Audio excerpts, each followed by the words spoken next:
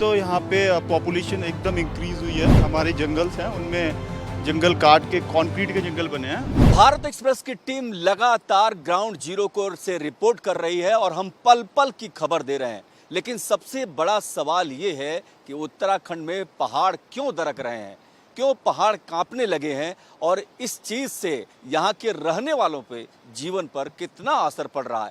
आप मेरे ठीक पीछे देखिए, ये नदी जो है जो कल बह रही है, क्या इसमें कोई रुकावट पैदा हो रही है?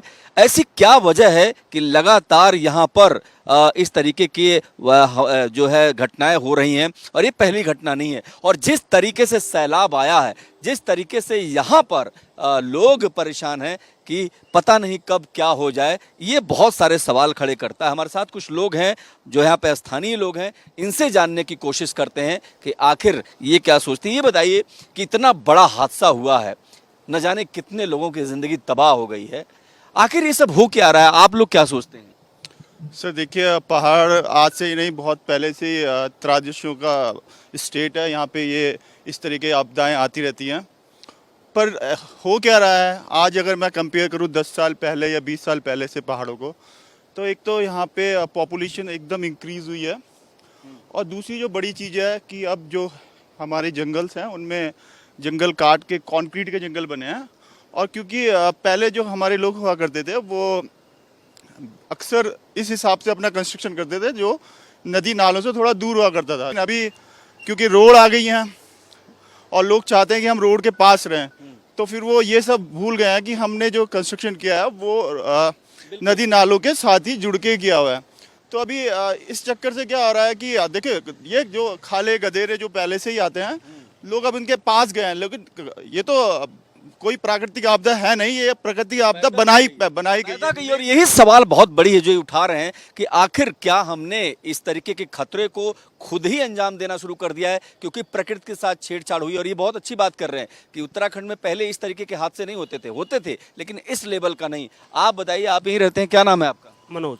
आप बताइए, ये हादसे जो हो रहे हैं, क्या हम लोग ही तो प्रकृति के साथ छेड़छाड़ कर रहे हैं? जी सर, ये हम ही ने पैदा किया है। क्योंकि लोगों को देखो, अब यहाँ जो बिल्डिंग से बनती है वो शायद 2 मंजिल से ऊपर नहीं है, क्योंकि यहाँ लोग 3-3 4-4 मंजिल बनाते हैं बिल्डिंग है। इसलिए भी ये होता है, क्योंकि जो यहाँ की जो फाउंडेशन होती है उतनी मजबूत नहीं हो पाती है। और ये देखिए जहां पर मैं खड़ा हूं, आप ये देखिए एक तीसरा हेलीकॉप्टर, लगातार जो हेलीकॉप्टर्स आते रह रहे हैं। और ये चूंकि आईटीबीपी का बेस कैंप है और यहाँ पे यानी ये जो 12वीं बटालियन है, यही पुष्कर सिंह धामी लगातार यहाँ बैठकें कर रहे हैं। और सबसे बड़ी बात जो धराली है, वहाँ से जितने मरीज रेस्क्यू किए जा रहे हैं, इन सभी मरीजों को यहीं पर लाया जा रहा है। आईटीबीपी का एक अस्पताल है जिसमें उनका इलाज हो रहा था। कल भी बहुत सारे पेशेंट्स आए थे, घायल आए थे खास करके, जिनका इलाज हुआ। और आज भी ये सिलसिला लगातार जारी है। लेकिन ये सवाल बहुत महत्वपूर्ण है कि क्या इस तरीके के हादसे जो हमने खुद ही इसको न्योता दे दिया है, क्योंकि प्रकृति के साथ छेड़छाड़ अब खतरनाक दौर में पहुंच गया है और इसीलिए स्थिति। और आप मेरे ठीक पीछे देखेंगे तो पहाड़ों की ये श्रृंखला आपको दिखाई देगी।